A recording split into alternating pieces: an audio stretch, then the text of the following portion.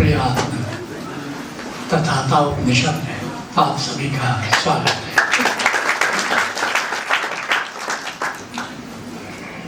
पिछले 5 दिनों से हम तथाता उपनिषद पर चर्चा कर रहे हैं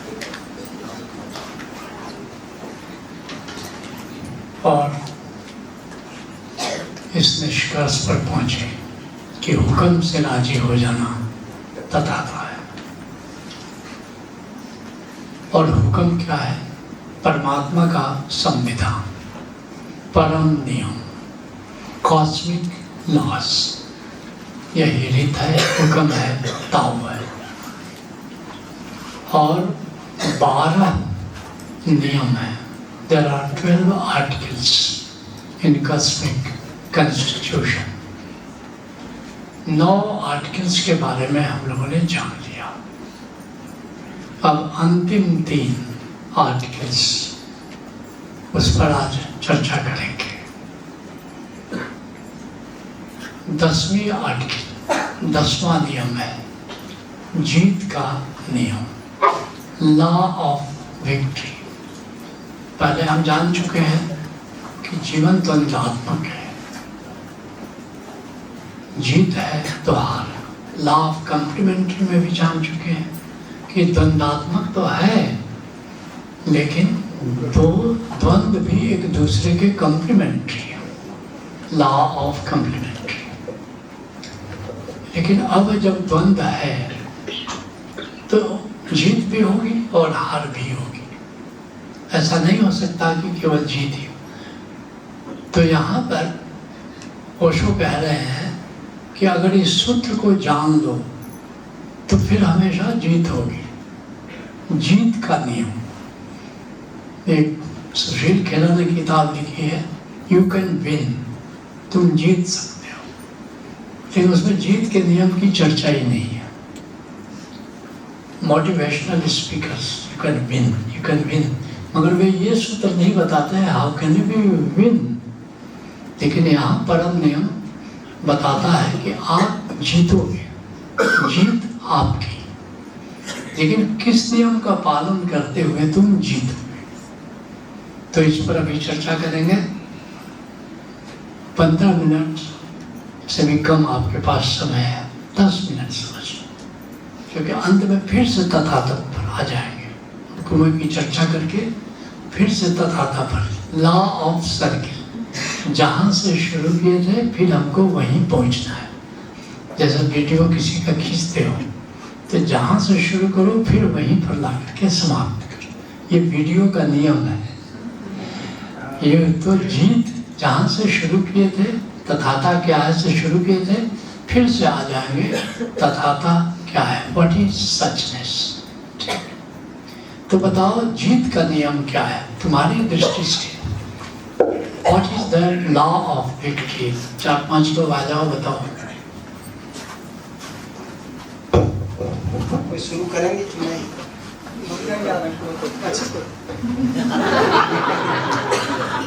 समस्त गुरु के चरणों में नमन, आप सबों को प्रणाम। मैं आचार्य अमरेश रांची से। गुरुदेव सत्यमेव जयते बचपन से हमने सुना है। यदि हम परमात्मा के नियम पे चलते हैं, चाहे भले ही अभी लगे कि हम हार रहे हों, और हो सकता है हम हार भी जाएं कई बार जीवन के किसी गेम में, लेकिन फाइनली बड़ा जीवन के गेम में, या हम तो कहते हैं गुरुदेव इसी जन्म में, वो जो डायलॉग है ओम शांति ओम का, कि किसी चीज को यदि शिद्दत से चाहो तो पूरी कायनात उसमें सफल बनाने में आपकी मदद करती है, और फिर भी सफल ना हुआ हो तो पिक्चर अभी बाकी है। तो गुरुदेव यदि फाइनली जीतना तो है ही, यदि आप पर प्रभु के हिसाब से चलेंगे, इस सारे लॉ पे आप काम कर रहे हैं, तो फिर भी लग रहा हो हार है, तब भी हम जीतेंगे। अभी हमारी दृष्टि नहीं है, आने वाले समय में हमें पता चलेगा कि जीत हमारी ही। गुरुदेव, मैं भी यही कह रहा था कि सत्य और न्याय के साथ खड़े रहें तो जीत ही जीत है। फिर उदाहरण के साथ बताइए। गुरुदेव, जैसे हम लोग अभी वसुधारा में ही देखे कि बहुत से लोग वसुधारा को तोड़ना चाहते थे और उन लोगों ने कई हथकंडे आजमाए, लेकिन आपके नेतृत्व में हम लोग सत्य और न्याय की तरफ ही खड़े रहे और 4 साल में साबित हो गया कि सत्य ही जीता है।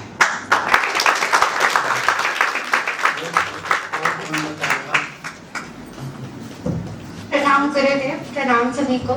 मेरे हिसाब से अगर हम अभी हार भी रहे हैं तो अगर हम उस पर वर्क करेंगे, अगर हम जानेंगे कि हमारा गलती कहाँ हुआ और उस पर एफर्ट्स डालेंगे तो हमारी जीत होनी निश्चित है।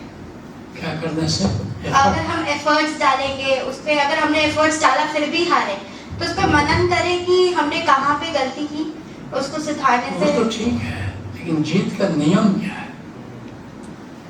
जैसे तुम्हारे पिताश्री ने बताया कि सत्य में हो जाते, सत्य पर जो रहेगा उसकी जीत हो। दर्शन जैसे कहा कि उदाहरण देके बताओ। उन्होंने कहा कि 2019 में एक बहुत बड़ा भूकंप ओशोधारा में आया। कुछ लोग थे जो असत्य थे, जिनको पद चाहिए था, पैसा चाहिए था, ठीक। दूसरी तरफ सत्य पर लोग थे, न्याय, हमको सनातन धर्म को, उनको धार्मिकता को, अध्यात्म को आगे बढ़ाना है। हमें कभी भी गलत मीन्स का सहारा नहीं लेना है। और तुमने देखा कि अंत में सत्य विजय हुआ, और वही विजय हुआ नहीं, ये विजय पताका बहुत धूमधाम से बढ़ती चली जा रही है, जैसे ऑस्ट्रेलिया। और दूसरी तरफ जो असत्य पर थे उनका नाम लेवा कोई नहीं बचा, कुछ भी नहीं बचा। लेकिन दूसरी तरफ ओशोधारा किस ऊंचाई पर जा रही है, जितनी ऊंचाई पर जा रही है और ऊंचाई उसके आगे दिख रही है, वहां पर पहुंचने पर और ऊंचाई दिख रही है। तो इस तरह एक उदाहरण दिया।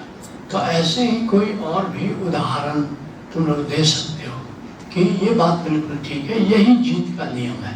सत्य में जयते। सत्य पर अगर तुम हो, तुम न्याय पर हो, तुम ट्रुथ पर हो।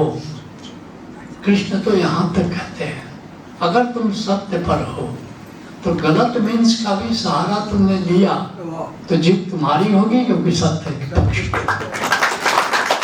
और उन्होंने गलत मीन्स का सहारा लिया। Everything is fair in love and war, everything is fair. जैसे द्रोण बहुत भारी योद्धा थे, एकदम पांडवों की हालत खराब होती, द्रोण के सामने कोई टिक नहीं रहा था। कृष्ण ने कहा कि जब तक द्रोण जिंदा है तुम कौरवों से नहीं जीत सकते। बस एक ही उपाय है, लेकिन उपाय थोड़ा गलत है। युधिष्ठिर ने कहा मैं साथ नहीं हूँ, धर्मराज थे, कहा मैं नहीं साथ हूँ, गलत अगर कोई काम करोगे तो मैं साथ नहीं हूँ। तो कृष्ण ने कहा कि नहीं, आप गलती मत करिएगा, गलती मैं करूँगा। धर्मराज युधिष्ठिर राजी हो गए, गलत मैं नहीं करूँगा, आप करना चाहो आपकी स्वतंत्रता है। तो करना क्या होगा? उन्होंने कहा कि आपको कहना होगा अश्वत्थामा मारा गया, द्रोण का पुत्र है। जैसे वो सुनेंगे अश्वत्थामा मारा गया, वो ब्रेन फैग हो जाएगा और उस स्थिति में अर्जुन बाण चलाएगा, वो मारे जाएंगे। He can not defend himself. तो उनका अश्वत्थामा तो जीवित है, मैं कैसे कह सकता हूँ कि अश्वत्थामा मारा गया? हाँ, हम लोग नहीं, हम लोग एक हाथी का नामकरण करेंगे कि ये अश्वत्थामा इसका, और उस हाथी को मारेंगे और फिर आप कहेंगे कि अश्वत्थामा मारा गया। तो उन्होंने कहा ये मैं कैसे कर सकता हूँ? मैं जान रहा हूँ कि अश्वत्थामा, हम ये भले कह सकते हैं अश्वत्थामा नाम का हाथी मारा गया, ये कह सकते हैं। कृष्ण कहा चलो यही करें, अश्वत्थामा नाम का हाथी मारा गया।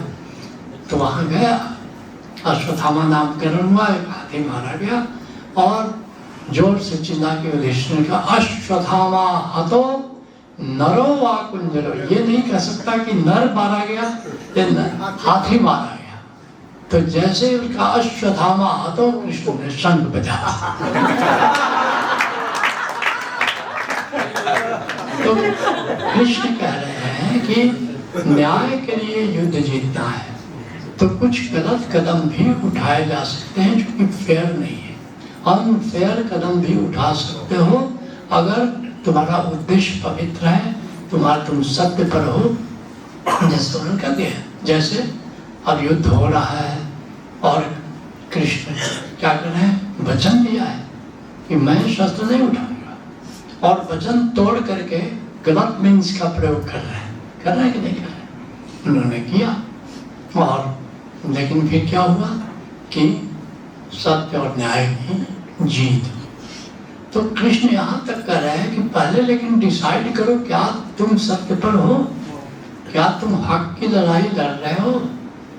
अन्याय सहकर बैठ रहना यह महादुष्कर्म है। न्यायार्थ अपने बंधु को भी दंड देना धर्म है।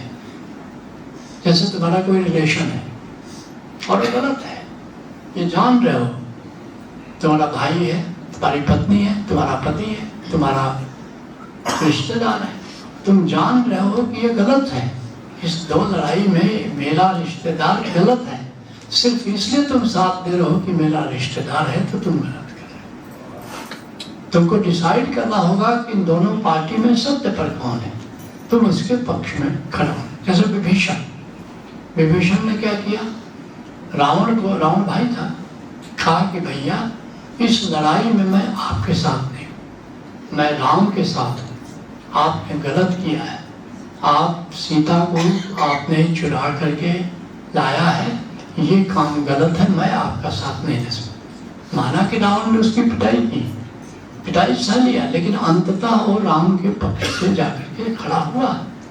तो ये बात बहुत महत्वपूर्ण है कि जब भी युद्ध करो, युद्ध करने में दिक्कत नहीं है। राम ने भी युद्ध किया, कृष्ण ने भी युद्ध किया, मोहम्मद ने भी युद्ध किया, गुरु गोविंद सिंह ने युद्ध किया, लेकिन पहले ये देख लो कि क्या तुम्हारा मार्ग, तुम्हारा पक्ष सत्य के पक्ष में है। ये लॉ ऑफ चॉइस कम बुरे और ज्यादा बुरे के बीच में नहीं है, न्याय और अन्याय के पक्ष में भी है। कम न्याय ज्यादा न्याय, या न्याय और अन्याय के पक्ष में भी है, शुभता और अशुभता के पक्ष में है। मुझे तो यहाँ तक कहा गया, उस सिचुएशन 2019 की घटना बता रहे हैं कि तुम सत्य पर हो, तुम न्याय पर हो, तो तुमको कोई गलत कदम उठाने की जरूरत नहीं है, क्योंकि विजय तुम्हारी सुनिश्चित है। तो मेरे बहुत से मित्र आते थे, आप तो कुछ कर नहीं रहे हो, और जो विरोधी पार्टी हो बहुत कुछ कर रही है, शक्ति परीक्षण कर रही है, क्या क्या कर। हमारे जोगेश जी बैठे हुए हैं, बहुत चिंतित, कुछ करिए। मैंने कहा कि नहीं, कुछ करने की जरूरत नहीं है, सत्य पर हूँ। और मुझे कहा गया कि कुछ करने की जरूरत नहीं, वे लोग खुद गलती करेंगे और खुद भाग जाएंगे। और यही हुआ, गलती पर गलती वो लोग करते चले गए और फिर मैंने कहा ये आप उधर चले जाएंगे। उस सदगुरु निवास कैंपस थे, उनका आप उधर चले जाइए। मैंने कहा ठीक है मेरा भाई, मेरे लिए एक कमरा उधर दे, मुझे कोई दिक्कत नहीं है। सूफी बाबा एक बार आए थे, वहाँ रहे थे। हमने कहा कि हम उस कमरे में जहाँ सूफी बाबा रहे, उस कमरे में मैं भी रह सकता। सीता ने कहा कि हम अपने पौधे थोड़े से ले जा सकते हैं उस तरफ। उन्होंने कहा हाँ ले जा सकते हैं, ऐसी बात। सब कुछ हो, हवा गया। फिर मुझे आदेश आया, तुम कहीं नहीं जाओगे, तुम यहीं रहोगे और तुम कहीं जाने की जरूरत नहीं। मैंने इन लोगों से कहा कि अब तो मुझे आदेश हो गया, कहीं जाना नहीं है मुझको। फिर कहा कि अच्छा इधर से नहीं जाइएगा तो आप 2.5 करोड़ रुपए हमें दे दीजिए। क्योंकि किस बात के 2.5 करोड़ रुपए, क्योंकि ये किसी के नाम जमीन है, माना है उसने दान दिया, लेकिन नाम तो उसी के है, इसका मूल्य है 2.5 करोड़, आप दे दीजिए। हमने कहा कि ये तो बंटवारा नहीं हो सकता, क्योंकि नो क्लियरेंस सर्टिफिकेट लेने के लिए दिखाया गया है कि ये कभी बंटवारा नहीं होगा। तो ठीक है, मत बंटवारा करिए, 2.5 करोड़ रुपया तो दे दीजिए। हमने कहा कि हमारे पास तो 250 रुपये भी नहीं है। कहा कि वो हम नहीं जानते, आप संगत को कहिए। हमकी संगत को क्या भाई ये सत्य, ये न्याय है? मैं संगत को कहीं कि 2.5 करोड़ रुपये आप जमा करो, क्योंकि हमें इन लोगों को 2.5 करोड़ रुपये देना, क्या ये सत्य है? क्या ये न्याय होगा? तो मैंने वे कोई भी ऐसे प्रस्ताव को स्वीकार नहीं किया जो मेरी दृष्टि में लगा ये सत्य नहीं, ये न्याय नहीं है। सामने क्या आया? विक्ट्री आई कि नहीं आई? विक्ट्री आई, आती है निश्चित रूप से। थोड़ा सा तुमको शीलवान रहना होता है, थोड़ा सा तुमको धैर्य रखना होता है, थोड़ा गलत रास्ते पर जो लोग होते हैं वे अधीर होते हैं। जो सही रास्ते पर होते हैं थोड़ा धीर होते हैं और सत्य की विजय निश्चित रूप से। इतिहास में तुम कई देख सकते हो सत्य पर, लेकिन कुछ बात है, रहस्य वाली बात है। रहस्य वाली बात क्या है? गुरु अर्जुन देव जी सत्य पर थे, ठीक है, लेकिन क्या हुआ? गुरु अर्जुन देव जी को का बलिदान कर दिया गया। जीसस सत्य पर थे, जीसस दुश्मनी रखे। गुरु तेग बहादुर जी सत्य पर थे, उनका बलिदान कर दिया गया। तो फिर सत्य कैसे जीता? बताओ कौन? तुमको इस विषय पर तो बोलना नहीं है, बताओ। हाँ बताओ। वो हमेशा के लिए अमर रहेगा, हैं? अमर रहेगा वो हमेशा के लिए। वो हमेशा के लिए अमर रहेगा। कौन अमर है? जो भी जिनका भी बलिदान चढ़ा वो हमेशा के लिए हमारे दिलों में अमर रह गए। तो वो एक तरीके से अमर तो रहते हुए हार तो गए ना। अपनी जगह जाओ, शेयरिंग करने के बाद। चरण स्पर्श बाबा, हमारे महात्माओं का बलिदान हुआ, गुरु अर्जुन देव जी का, गुरु तेग बहादुर जी का, लेकिन धर्म जीत गया। उनका बलिदान हुआ लेकिन धर्म जीत गया। धर्म कैसे जीता? धर्म बच गया। धर्म जीतने से क्या हुआ? हम तो नहीं जीते। नेक्स्ट।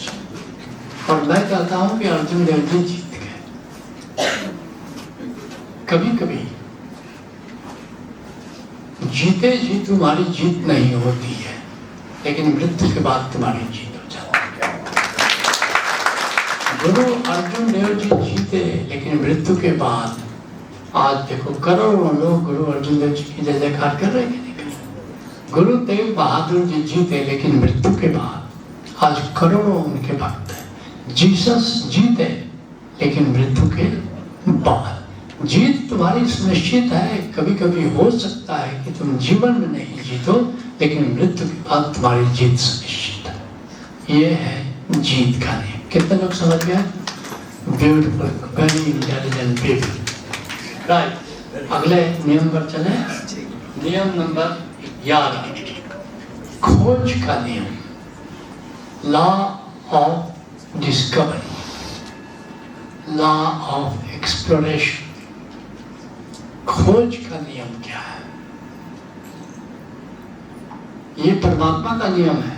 खोज का नियम क्या है? वो खोज का नियम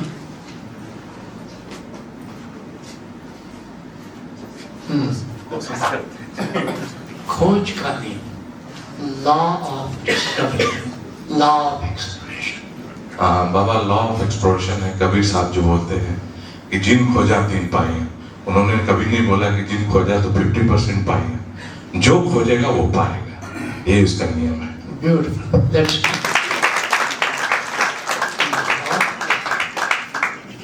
बाबा प्रणाम। खोज का नियम अभी वही नियम है जो जिस चीज के लिए हम यहाँ पे हैं, ये जानने के लिए कि मैं कौन हूँ और मेरी जिंदगी का मकसद क्या है। तो मेरे हिसाब से खोज का नियम ये है। Right, let's go ahead. गुरुदेव, खोज का नियम ये है कि शुरू से ही लोग खोजी है। मनुष्य एवोल्यूशन की तरफ बढ़ रहा, आगे की तरफ बढ़ रहा। हम सब लोग आगे की तरफ बढ़ रहे हैं। हजारों साल पहले पृथ्वी में कुछ नहीं था, धीरे धीरे फिर जीव जंतु मनुष्य आए और हम लोग आगे की तरफ बढ़ रहे हैं। लोग हवाई जहाज बनाए, आज अंतरिक्ष में जा रहे हैं या बाहर के संसार में खोज हो रही है।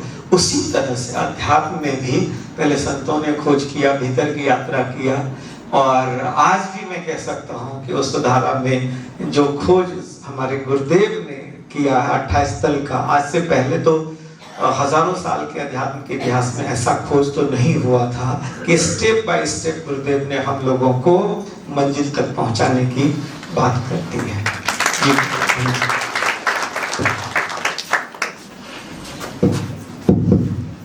गुरुदेव के चरणों में प्रणाम। सुशील टाटानगर से। मनुष्य के जीवन में मेरे दृष्टि से खोज का नियम कमी है। जीवन में जिस चीज की कमी होती है उसकी हम खोज करते हैं। गुरुदेव इनका उत्तर है कि नहीं? इनका उत्तर गुरुदेव आज इनका उत्तर नहीं है। कल ये बिना तेल लगाए आए थे सिर में, तो मैंने कहा कि मेरे कमरे में तेल है सुश्री आ जाइए, तो आज मेरे कमरे का तेल लगाया गुरुदेव, इसलिए उत्तर ठीक नहीं जा रहा। खोजते खोजते पहुंचते गुरुदेव मेरे हिसाब से मनुष्य की चेतना में, आत्मा में हमारी ये इनबिल्ट प्रोग्रामिंग है कि हम जहां तक जान लेते हैं उसके आगे और जानने की जिज्ञासा होती है। यानी ये चेतना का ही स्वभाव है कि वो जहां तक पहुंचेगा उसके आगे भी जानना चाहेगा। तो मुझे लगता है कि यही खोज का नियम है, और जो हम खोजते हैं अंततः उसे पा लेते हैं। कभी शेयरिंग करने आना है, बैठना है। कबीर साहब कहते हैं जिन खोजा तिन पाया। सब चीजें हैं अस्तित्व में, सब चीजें, लेकिन नियम है कि अगर नहीं खोजोगे तो तुम्हें नहीं मिलेगा। हम सोचते हैं कि बिना खोजे हमको मिल जाए, नहीं होगा। जिन खोजा तिन पाइया, जो खोज पर निकलेंगे, चाहे कोई भी चीज हो, भीतर की हो, आत्मा की हो खोज, परमात्मा की खोज या वैज्ञानिक खोज, जो खोजेगा केवल उसको मिलेगा, बाकी को नहीं मिलेगा, नहीं मिलेगा। खोजना पड़ेगा, गुरु को खोजना पड़ेगा, नहीं तो गुरु नहीं मिलेगा। तुम सोचो कि बैठे बैठे गुरु मिल जाएगा, तो नहीं मिलेगा। तुमको गुरु को खोजना पड़ेगा। और तो छोड़ दो, तुम्हारी जीवन यात्रा कैसे शुरू हुई? तुम स्पिरिट वर्ल्ड में लटके हुए थे शंकु की तरह, इधर से उधर प्रेत जैसे दौड़ रहे थे। अब तुमको हुआ कि हमारा भी जन्म हो जाए, हमको भी शरीर मिले, हम भी कुछ नई यात्रा पर निकले। तो खोजना पड़ेगा, क्या गर्भ खोजना पड़ेगा। परमात्मा कहता है कि अपने लायक तुम गर्भ खोजो। परमात्मा नहीं जाके कहता कि इस गर्भ में जाकर के प्रवेश करो, तुम खोजो। तो तुमने अपने लायक माता पिता को खोजा कि ये गर्भ ठीक है मेरे लिए, मेरे स्टैंडर्ड का है ये, तो यहाँ मैं प्रवेश कर सकता हूँ। खोजा कि नहीं खोजा? तब हो। अगर नहीं खोजते चुपचाप स्पिरिट वर्ल्ड में पेड़ पर लटके हुए रहते। ब्रह्म सूत्र के सभी सूत्र पर मैं सहमत हूँ। उसमें एक सूत्र पर, क्योंकि आज विज्ञान देखो, अपने ग्रंथों को भी हमको आंख बंद करके विश्वास नहीं करना है, क्योंकि बहुत सारे बड़े ग्रंथों में ऐसी चर्चा है जो लोग नहीं जानते। लेकिन आज ब्रह्म सूत्र का ऋषि कहता है, ब्रह्म सूत्र सबसे ज्यादा प्रामाणिक ग्रंथ है, वेदांत का सबसे प्रामाणिक है। उसमें कहता है कि आत्माएं, ये जीवात्माएं मरने के बाद क्या होता है कि जब जन्म लेने की आकांक्षा होती है तो शिवलोक से आकर के किसी फल पर चिपक जाता है, किसी अन्न पर चिपक जाता है, और उसको जो खाएगा उसके घर में वो चला जाए। अब इस बात में तो दम नहीं है। अब खोज हो चुकी, journey of soul, destiny of soul, life between life, सम्मोहन के माध्यम से खोज हो चुकी है सब। तो मैंने ब्रह्म सूत्र का अनुवाद किया, और अनुवाद के बाद मैंने लिख दिया ये ब्रह्म सूत्र का ही जो कहते वो अनुवाद नहीं है, इसको आज के विज्ञान सम्मत अनुवाद किया गया। ठीक, तो निश्चित रूप से जब खोजोगे तभी तुमको सत्य का पता चलेगा। नहीं खोजोगे कि हमारे भीतर आत्मा है तो तुमको कभी पता नहीं चलेगा। आत्मा है लेकिन तुमको खोजना होगा।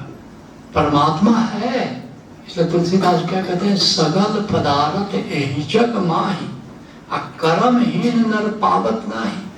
यहाँ सब कुछ है। कर्म के दो अर्थ है, एक तो भाग्य है और एक कर्म है।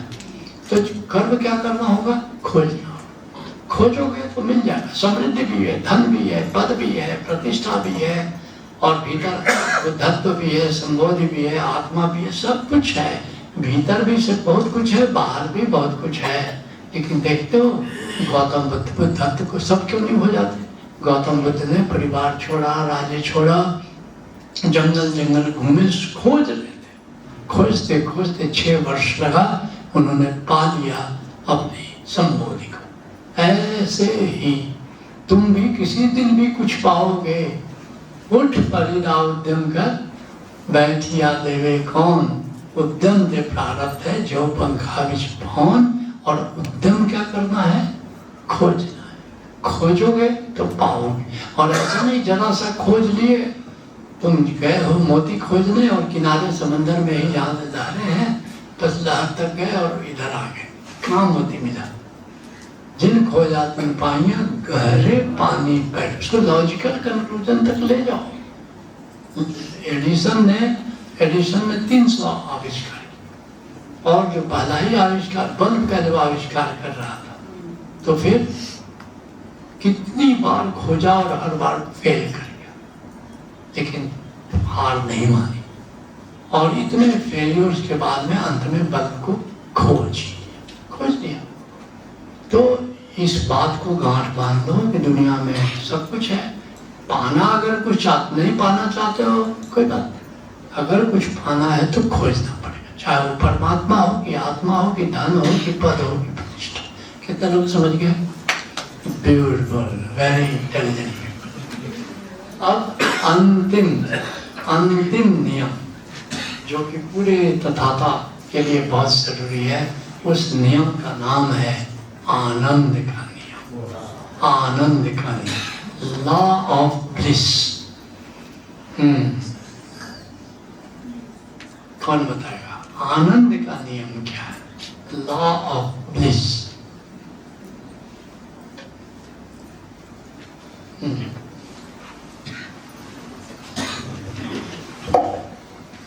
प्रणाम संत गुरु अमतोष चंडीगढ़ से।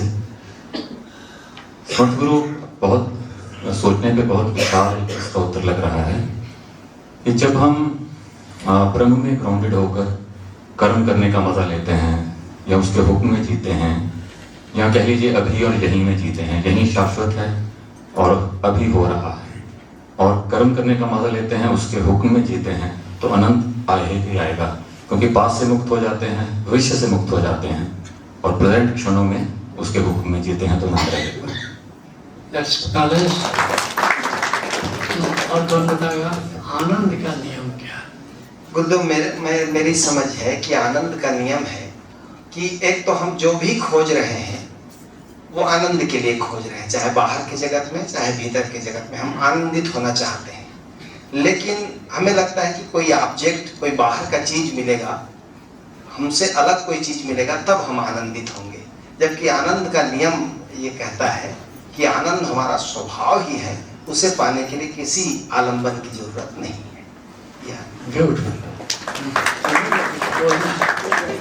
खुशली मिठाई आप ही का चीज रिपीट करना चाह रहे हैं। आप बार बार बोलते हैं कि आप उद्विग्न हो गए तो आनंदित हो गए।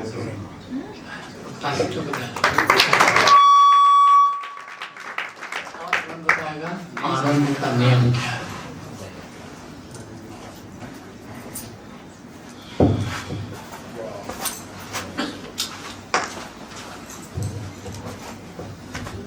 गुरुदेव प्रणाम। जैसा स्वामी जी ने अभी कहा, दर्शन स्वामी जी ने, कि आनंद हमारे भीतर ही, लेकिन मैं समझता हूँ आनंद के लिए हमें किसी न किसी जीवित सदगुरु के किसी संगत में जाएंगे, तभी हम उस आनंद को जान पाएंगे, और यही आनंद का नियम सदगुरु।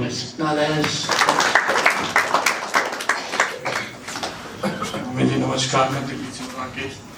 मैं पहले किसी राजनीति में था, बिजनेस में था, उसमें भी बड़ा आनंद था, पर यहाँ आके बहुत आनंद मिला। इसका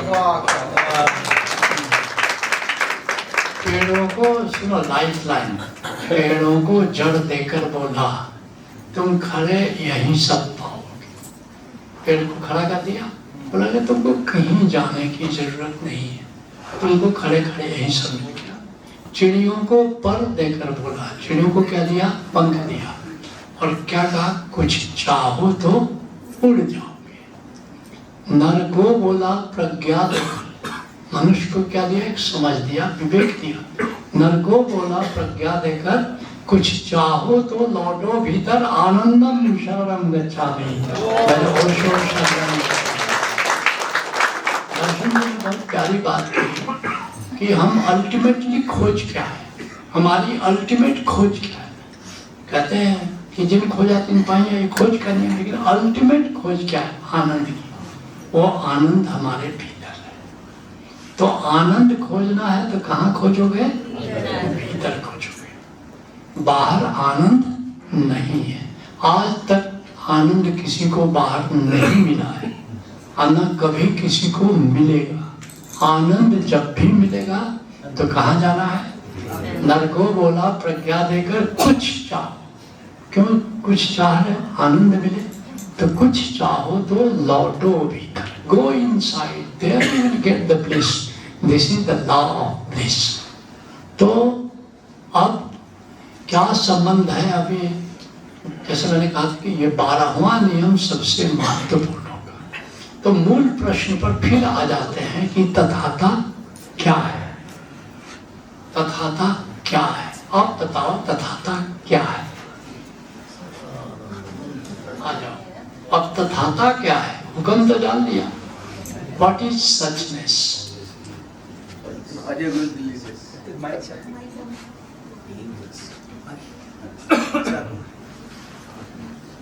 तथाता है अपने स्वभाव में जीना, कि हम अपने स्वभाव में जिए। हमारा स्वभाव क्या है? आनंद है। तो फिर हुक्म की जरूरत क्या है?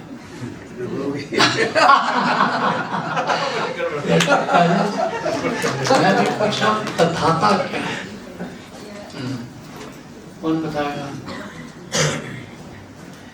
अब हुक्म भी जान लिया, परमात्मा के 12 आर्टिकल्स, कॉस्मिक कॉन्स्टिट्यूशन के 12 आर्टिकल्स भी जान लिया, आनंद भी जान लिया। तो कहीं न कहीं दोनों का मेल तथाता है, लाइफ लाइन।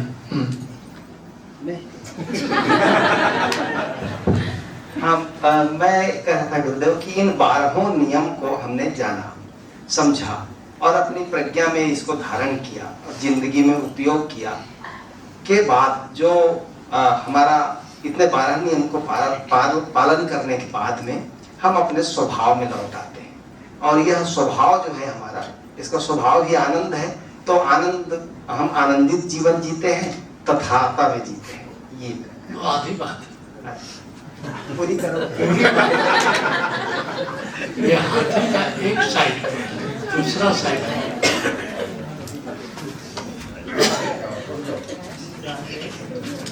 प्रणाम गुरुदेव। राजू स्वामी। गुरुदेव स्वीकार भाव प्लस अहोभाव प्लस आत्मभाव को दिखा करें। स्वीकार भाव और पीछे छूट गया। हम लोग बहुत ऊंचाई में उड़ान भर रहे हैं, बादलों के ऊपर उड़ रहे हैं, वो बादलों के नीचे की बात थी। प्रणाम। मुझे लगता है कि ये 12 नियम जब अपने हम जीवन में फॉलो करेंगे तभी आनंद घटित होगा। अगर कहीं भी चूक हुआ तो आनंद का स्टेट से नीचे आ सकता। ऐसा नहीं। नेक्स्ट। प्रणाम गुरुदेव, सभी मित्रों को प्रणाम।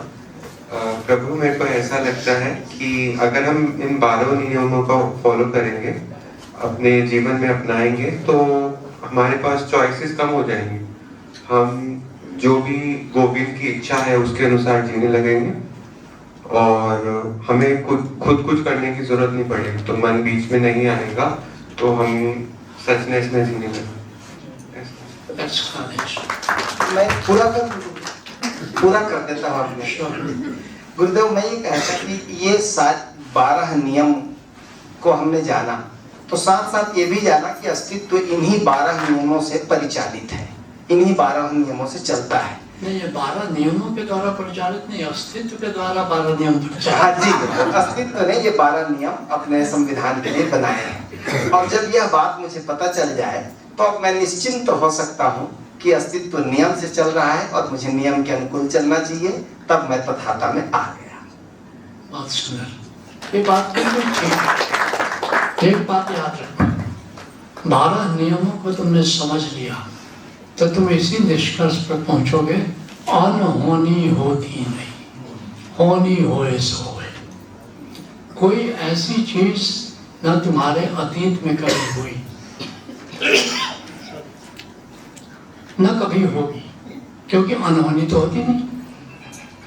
जैसे 5 मिनट पहले किसने अपमान किया, अब तुम पागल हो रहे हो, तत्क्षण अनहोनी होती नहीं। ये भी किसी न किसी नियम के कारण हुआ।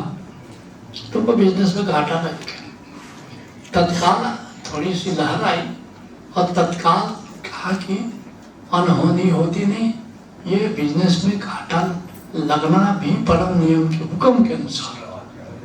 इसलिए नानक देव क्या कहते हैं, हुक्मी हुक्म चलाएगा। नानक देव से बेपरवाह, नानक को कोई चिंता नहीं, क्योंकि अनहोनी तो होती नहीं। जो भी आएगा सामने, जीत या हार या सफलता असफलता, वो सब तो होने के अनुसार आएगा ना, परम नियम के अनुसार। इसका तो वो परम नियम के अनुसार सब हो रहा है, तो उसमें क्वेश्चन क्यों उठाना। तो जो भी क्षण भर पहले हुआ, मन बेचैन हुआ, उद्विग्न हुआ, तुरंत अप्लाई करो, अनहोनी होती नहीं।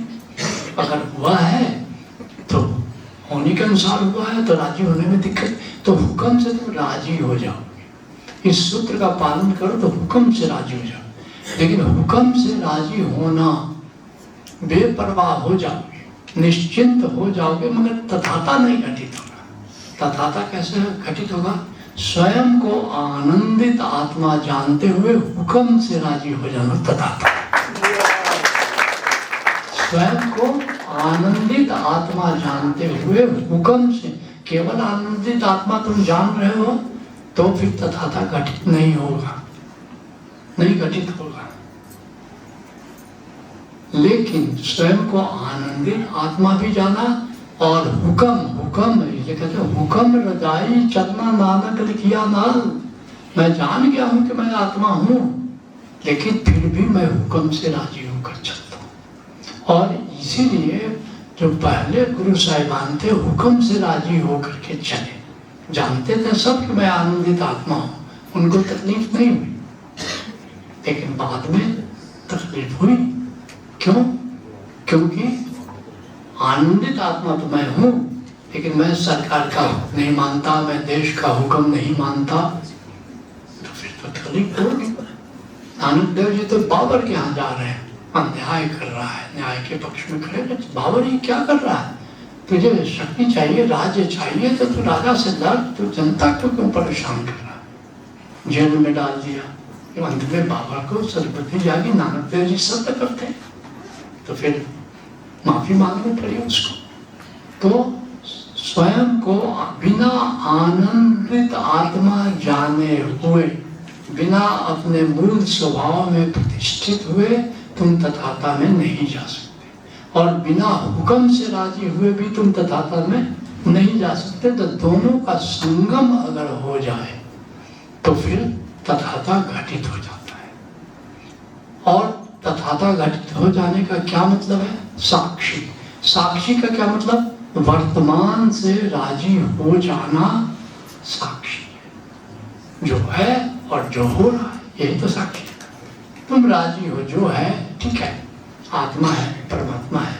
जो हो रहा है, हवा बह रही है, बादल गरज रहे हैं, बरस रहे हैं, लाभ हो रहा है, घाटा हो रहा है, बिजनेस चल रहा है, ये हो रहा है। But this is total awareness. Whatever is and whatever is happening, if you are accepting both, you are in total awareness. साक्षी का मतलब हुआ वर्तमान से राजी हो जाना साक्षी है। तथाता और बड़ी चीज है। वर्तमान से राजी हो गए, गर्मी है तो गर्मी का स्वीकार करेंगे, ठंडक है तो ठंडक का स्वीकार करेंगे। वर्तमान ये साक्षी है, क्योंकि आत्मभाव है, मैं आत्मा हूं, बाहर चीजें बदलती रहती है, हम स्वीकार करते हैं, ये है साक्षी। तथाता और बड़ी चीज है, कौन बताएगा? ये तो साक्षी जो है और जो हो रहा है, वर्तमान का स्वीकार। आ जाओ आ जाओ आ जाओ, वर्तमान का स्वीकार साक्षी। तथाता क्या है? प्रणाम, मैं मुकेश करपला छत्तीसगढ़ से। मेरे ख्याल से तथाता अस्तित्व के हिसाब से बहते रहना, जो है सही है, जो आगे होगा सही होगा, ऐसा मान के चला तथाता।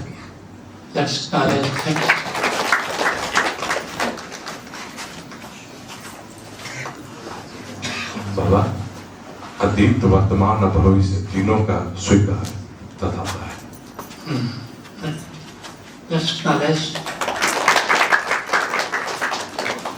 हुक्म की याद और हुक्मी की चाल तथाता है। तुमने और टेढ़ा कर दिया। राइट, वर्तमान का स्वीकार साक्षी है, और तथा और बड़ी चीज है अतीत, भविष्य और वर्तमान तीनों का स्वीकार तथा तीनों का स्वीकार। जो हुआ अभी तक ठीक हुआ, अतीत का स्वीकार। नहीं तो तुम सोच रहे हो कि मेरे साथ उस समय जो घटना घटी थी ये नहीं होना चाहिए, ये नहीं होना चाहिए। जो हुआ अभी तक ठीक क्यों, अनहोनी तो होती नहीं, तो जो हुआ मेरे साथ तो होना ही चाहिए था, क्योंकि तो होने के अनुसार हुआ। हमने जैसे कर्म किए वो चीजें मेरे सामने आई, आई एम रिस्पॉन्सिबल। तो जो हुआ अभी तक ठीक हुआ, जो अभी हो रहा अच्छा है, अभी घटना घट रही है, वर्तमान का स्वीकार। जो कल होना संभावित है, तुम चिंतित हो जाते हो कहीं ऐसा तो नहीं हो जाएगा, कहीं वैसा तो नहीं हो जाएगा, तो फिर तो तुम तथाता में नहीं हो। जो कल होना संभावित है, स्वीकार अभी से अच्छा है, भविष्य का स्वीकार। जो हुआ उसे स्वीकार करो, मत दो को दो दो चार करो। स्वीकारं शरणं गच्छामि, पहले ओशो शरणं गच्छामि। ये तथाता है कि अतीत का भी स्वीकार। ये भीतर दे कोई कसौटी दे रहे हैं, क्या तुम्हारे अतीत में अब तक जो गरीब परिवार में जन्म हो गया है, इतना संघर्ष मुझे करना पड़ा, तो तुम्हारे कर्मों के अनुसार किसी को दान दिया नहीं तो गरीब परिवार में तो जन्म होना था। याद रखना, गरीब परिवार में कौन जन्म लेते हैं, चाहे संत हो कि अंत संत हो, जो कभी दान नहीं करते उनका गरीब परिवार में। तुम्हें धन चाहिए, धन चाहिए। अगर अगली बार भी थोड़ा समृद्ध परिवार में जन्म लेना है तो क्या करना होगा, दान। तब तुमको परमात्मा उसी रोल में फिर आता, ऐसा नहीं तो ऐसे के रोल में हो तो फिर परमात्मा वैसे भी ऐसे ही करते रहो जिंदगी भर। ठीक है, तो जो भी हुआ अनहोनी, जो भी आज हो रहा है तुमको, जो भी कष्ट है, जो भी कोई रोग है, तकलीफ है, रोग अगर है तो तुमने ऐसे कर्म किए, शरीर का ख्याल नहीं रखा, कभी व्यायाम नहीं किया, कभी सैर सपाटा नहीं किया, रसगुल्ला और रसमलाई जम के दबोचा तो बीमार तो पड़ोगे ना। अभी तुमने कर्म ऐसे किए, कर्म ऐसे, तो उसमें अफसोस की बात नहीं है, वो तो बीत गई ना। लेकिन खोज के नियम के अनुसार आप खोजो कि स्वास्थ्य स्वस्थ होना है तो खोजना पड़ेगा। एलोपैथी नहीं काम करना है, होम्योपैथी में खोजो, होम्योपैथी में नहीं काम कर रहा है, आयुर्वेद में खोजो, फिजियोथेरापी में खोजो, कहीं स्वास्थ्य मिलेगा। ये हो नहीं सकता। अगर तुम इन 12 नियमों का पालन करते हो तो निश्चित से, देखो आज ही मैं देख रहा था कबीर साहब का की परंपरा, वैष्णव है, श्री परंपरा भी कहते हैं इसको। अब कबीर साहब के गुरु भाई रविदास, कबीर साहब 120 साल जिए स्वस्थ होकर, ऐसे जीने का कोई मतलब नहीं। रविदास साहब भी 120 साल जिए। कबीर साहब के गुरु स्वामी रामानंद 120 साल जिए। स्वामी रामानंद के गुरु राघवानंद वो भी 125 साल जिए। और छोड़ो, इस परंपरा में देवराहा बाबा आते हैं 156 साल जिए। भाई क्या किया इन्होंने, अपने को स्वस्थ रखने के लिए योग किया। और आज भी एक योगी जिसको पद्मश्री बनारस को मिला है ना, शिवानंद 125 साल के। तो अगर तुम योग करोगे, व्यायाम करोगे तो तुम स्वस्थ रहोगे, जैसा करोगे वैसा पालोगे। तुम सोचते हो कि हम कुछ नहीं करें, और हम भी कबीर साहब, रामायण की पूरी रामानुजाचार्य और फिर इनके देवराहा बाबा के गुरु जनार्दनाचार्य, ऐसे करते करते परंपरा रामानुजाचार्य के पास जाती है। कोई आदमी 100 साल के नीचे मरा ही नहीं, लेकिन सब के सब कपालभाति कर रहे हैं। कपाल देवराहा बाबा दिन भर कपालभाति करते रहते। कहने का तात्पर्य है कि आज जो कल जो तुमने फेस किया वो तुम्हारा ही कारण था। आज जो तुम फेस कर रहे हो कारण केवल तुम हो, कल जो तुम फेस करोगे कारण तुम हो। अगर इसको जान लो तो अनहोनी होती नहीं, जो भी आ रहा है स्वीकार है। मैं आनंद में हूँ, बाहर लहरें मेरे कर्मों के अनुसार आ रही। आपदा संपदा काले दैवा दैवेति निश्चय। अष्टावक्र कहते हैं दुख आता है, सुख आता है, वो दैव योग अर्थात कि जो अब तक हमारे साथ नियम बना है उसके अनुसार होता है, कार्मिक नियम के अनुसार होता है। तृप्त स्वस्थेन्द्रियो नित्यम न सोचते न कांक्षते। मैं तृप्त हूँ, मैं आनंदित रहता हूँ, न शोक करता हूँ अतीत का, न भविष्य की कामना करता हूँ। ये व्यक्ति तथाता विरागा है। न अतीत के लिए कोई शोक है, न भविष्य के लिए कोई कामना है। और जो आत्मस्थ है, कूटस्थ है, स्वयं में स्थित है, तृप्त है, जो तृप्त स्वस्थेन्द्रियो नित्यम, भीतर प्रतिष्ठित है, वह व्यक्ति न उसके जीवन में शोक होता है न कामना होता है। और ऐसा व्यक्ति जिसके जीवन में न शोक है न कामना है, उसका नाम तथाता है। कितने लोग समझ गए? Very intelligent people. तो बड़ी सुंदर यात्रा रही तथाता उपनिषद की। मैंने भी खूब मजा लिया तथाता उपनिषद की तुम्हारे साथ। और कितने लोगों ने मजा लिया? हाथ उठाओ जरा। Beautiful beautiful. तो आओ थोड़ी देर कुछ सूचना, हाँ एक दो सूचना सुन लीजिए। बैठ जाइए बैठ जाइए।